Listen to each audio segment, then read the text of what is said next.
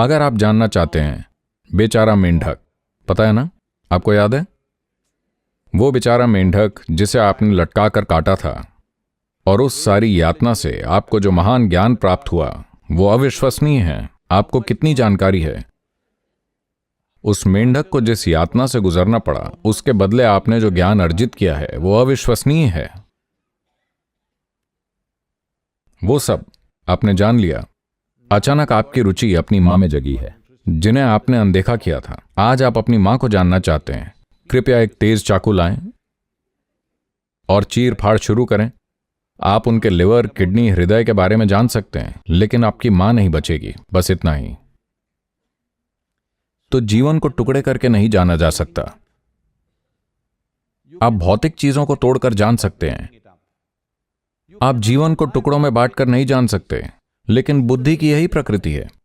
पूरा आधुनिक विज्ञान मानव बुद्धि से विकसित हुआ है, क्योंकि इसने तकनीकी सुविधाएं दी हैं। आप इसके खिलाफ नहीं बोल सकते, क्योंकि लोग, पता है ना, वो सोचते हैं वो वैज्ञानिक हैं, उन्हें विज्ञान के बारे में कुछ नहीं पता। वो बस अपने आईफोन का मजा ले रहे हैं। उन्हें लगता है वो वैज्ञानिक हैं क्योंकि वो ऐसा कर सकते हैं। नहीं, तकनीक अच्छी चीज है, इसमें हमें बहुत आराम और सुविधा मिली है, लेकिन ये हमें जीवन नहीं देगी। तो बुद्धि ऐसी ही है। बुद्धि का उपयोग सिर्फ इस पर निर्भर करेगा कि इसकी पहचान किसके साथ जुड़ी हुई है और इसे किसने थाम रखा है, कितनी स्थिरता से। तो मन का अगला आयाम, पहला आयाम बुद्धि कहलाता है, जो इंटेलेक्ट है। दूसरा अहंकार कहलाता है। अहंकार का मतलब ईगो या कुछ और नहीं है, इसका मतलब पहचान है। आप जिस चीज से भी पहचान रखते हैं, आपकी बुद्धि उसी के इर्द गिर्द काम करती है। सीधी सी बात, अगर आप किसी देश से पहचान रखते हैं, अगर आप कहते हैं मैं भारतीय हूं, तो हर भारतीय चीज सुंदर लगती है। अगर आप सीमा पार करते हैं और कहते हैं आप कुछ और हैं, तो वो सब सुंदर लगता है।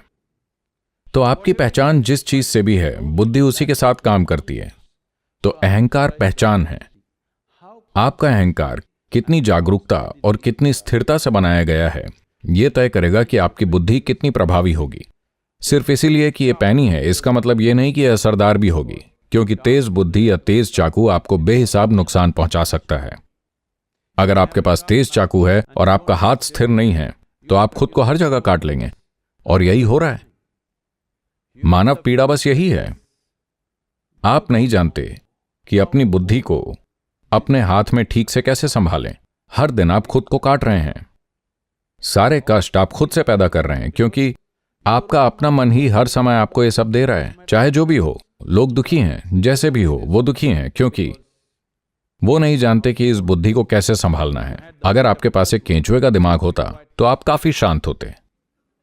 हाँ, आप बुद्धि के पैनेपन को कम करने के लिए कई कोशिशें कर रहे हैं। शराब पी रहे हैं, ड्रग्स ले रहे हैं, ज्यादा खाना खा रहे हैं, हर तरह की चीजें कर रहे हैं ताकि किसी तरह इसका पैनापन खत्म हो, क्योंकि यह कमबख्त तकलीफ देती है। ये इसलिए तकलीफ नहीं देती क्योंकि वो उसकी प्रकृति है, ये इसलिए तकलीफ देती है क्योंकि आप इसे संभालना नहीं जानते। मन के अगले आयाम को मनस कहते हैं, जो मेमोरी का एक विशाल भंडार है। ये इधर या उधर नहीं है, पूरे शरीर में मेमोरी है। तो इसे मनोमय कोश कहते हैं, मेमोरी का एक विशाल थैला। ये मेमोरी कई परतों में है। हम इनके विस्तार में नहीं जाएंगे क्योंकि कुछ लोगों ने इसके लिए साफ साफ मना कर दिया है। वो माइंड नहीं चाहते हैं, वो माइंड के बारे में कुछ नहीं जानना चाहते हैं। तो मन के चौथे आयाम को चित्त कहते हैं। चित्त यानी ये विशुद्ध बुद्धिमत्ता है। ये मेमोरी से अछूता है। इसमें किसी किस्म की कोई मेमोरी नहीं है। ये बस विशुद्ध बुद्धिमत्ता है।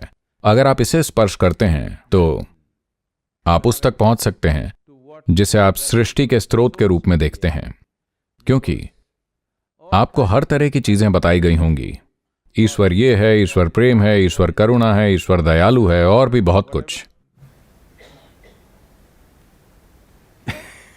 कोई आकर इस मंच की कगार पर खड़ा हो जाए, जितनी प्रार्थना करनी है कर ले और गिर जाए।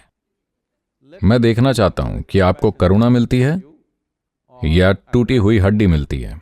मैं चेक करना चाहूंगा, ठीक है? ये सारी बातें मनगढ़ंत हैं, क्योंकि जिस भी चीज से व्यक्ति वंचित है, वो उसी गुण को ईश्वर की अपनी धारणा में जोड़ लेंगे। ईश्वर के बारे में आपकी धारणाएं सिर्फ इसलिए आई हैं क्योंकि आप नहीं जानते कि ये पूरी सृष्टि कैसे बनी है। क्योंकि आपके पास कोई जवाब नहीं है तो आपने इसे गढ़ लिया। क्योंकि आप इंसान हैं तो आपने कहा वहां ऊपर एक विशाल इंसान बैठा है। अगर किसी ने पूछा और वो ये सब कैसे कर लेता है, उसके 10 हाथ हैं तो वो बहुत सी चीजें करता है, तुम्हारी तरह नहीं। जो भी है, ये बच्चों के लिए ठीक है, लेकिन असल में आप ये नहीं जानते कि सृष्टि कैसे बनी है। तो आप स्पष्टीकरण दे रहे हैं। तो वो जो सृष्टि का स्रोत है, मेरी या किसी और की बात पर यकीन मत कीजिए। सृष्टि के किसी एक अंश पर ध्यान दीजिए। बस एक फूल लीजिए, उस पर ध्यान दीजिए। एक पत्ते या एक परमाणु पर या एक चींटी पर ध्यान दीजिए। आपको सिर्फ असाधारण बुद्धिमत्ता दिखाई देगी जो आपकी कल्पना से परे है। हाँ, पर किसी ने आपको नहीं बताया कि ईश्वर बुद्धिमत्ता है। लेकिन इस संस्कृति ने आपको कई तरीकों से बताया है। उन्होंने आपको चिदाकाश, चिदंबरा और बहुत सी चीजें बताई हैं कि अगर आप अपने चित्त को स्पर्श करते हैं तो पूरा अस्तित्व आपका हो जाता है। जो कुछ भी जानने लायक है वो यही है, क्योंकि आपके पास सृष्टि के स्रोत तक पहुंच है। तो ये 4 प्रकार हैं, आपके मन के 4 आयाम हैं। दुर्भाग्य से आधुनिक शिक्षा सोचती है कि बस जानकारी भर देने से और बुद्धि को पर्याप्त पैनी रखने से हर चीज काम करेगी। नहीं, खुशहाली की तलाश में आप इस धरती को छिन्न भिन्न कर देंगे। आप धरती को खो देंगे या किसी दूसरे ग्रह पर जाकर आप वही चीज फिर से शुरू कर देंगे, लेकिन खुशहाली नहीं आएगी। अगर खुशहाली लानी है तो आपको इसमें थोड़ा और गहराई में खोजना होगा, वरना नहीं।